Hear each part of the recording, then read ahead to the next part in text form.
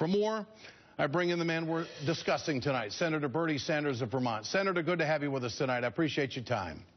Well, Ed, thank you very much for all of those kind words. Well, it's the truth. When I ask you a question about climate change, I get a straight answer. When I ask you a question about income inequality, you give me a straight answer. When change CPI, play the tape, there it is. You have an answer. Now, Senator, what do you want to accomplish with these upcoming trips we have mapped out and the schedule's been made available to us? What do you want to accomplish here?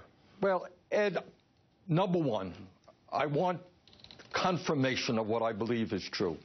And that is the issues that I care about, the issues that you care about, the issues you've just been talking about. The collapse of the middle class, the fact that we have so many people today living in poverty, income and wealth inequality, so that we have today the worst and most disproportionate income and wealth inequality of any major country on earth. We're the only country in the industrialized world that doesn't guarantee health care to all of its people. We have the highest rate of childhood poverty.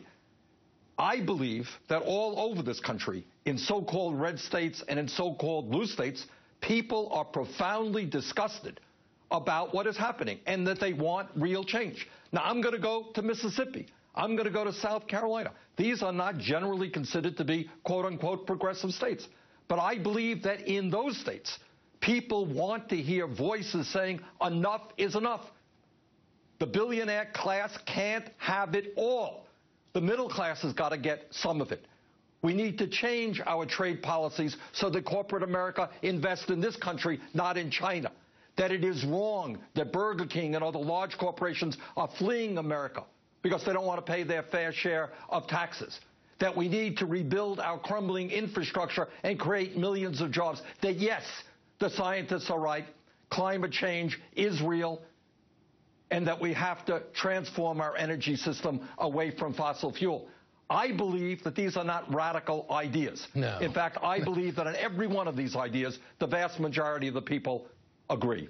It's populist is what it is. That's where the American people are, what you just described on these issues.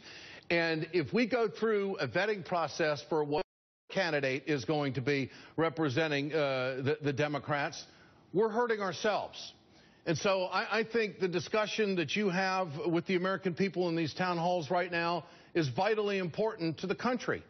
Because if the other side had it their way, they wouldn't be talking about any of these things that you're bringing up, where American families are, because of Citizens United and the bankrolling that can be done from a local level, all the way from school boards, all the way to the White House. And so having the discussion is vitally important. Now, and here's the point. Here's the point on Citizens United. I believe passionately that if we do not overturn Citizens United, this country is well on the way to becoming an oligarchic form of society where the billionaire class is going to control our political life. But you know what? It's not just my view. That's not just your view.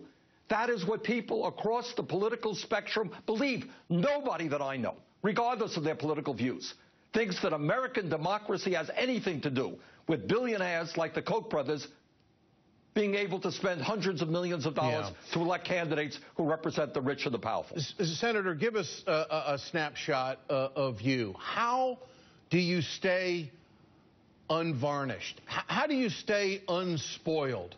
Is it because being from a small state, being from where there's not a lot of people, that you can really reach out probably better than someone that's in a big populated state? Not to say that other senators aren't real to their people, but there is a quality about you where you're unspoiled. You're not afraid to attack the issues. There's not a political calculation always being made by Bernie Sanders on what's right and what's wrong. And I find that refreshing, and I hope the candidate, whoever it may be, is going to be just that way.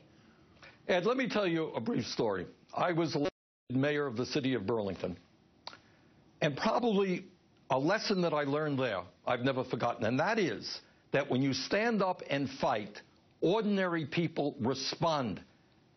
In my second run for office, we have a 2-year term there, voter turnout in Burlington, Vermont almost doubled, because people said, you know what, Bernie is standing with us, we're going to stand with him. And I think all over this country, when we're looking at an election coming up where 60% of the American people have given up and are not going to vote. What we need to do is remind the American people. You use the word dream.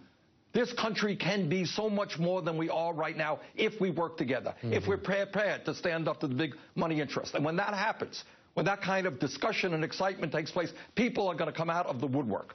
And that is, I think, what has got to happen. And if we're going to bring about change in America, that is exactly what must happen. So this schedule is about you collecting information and ascertaining whether you would have an opportunity, whether you would have a legitimate shot to get the nomination. And, of course, I've got to ask you about would you run as a Democrat or as an independent. But this is about you collecting momentum and to see if there's a pulse out there, correct?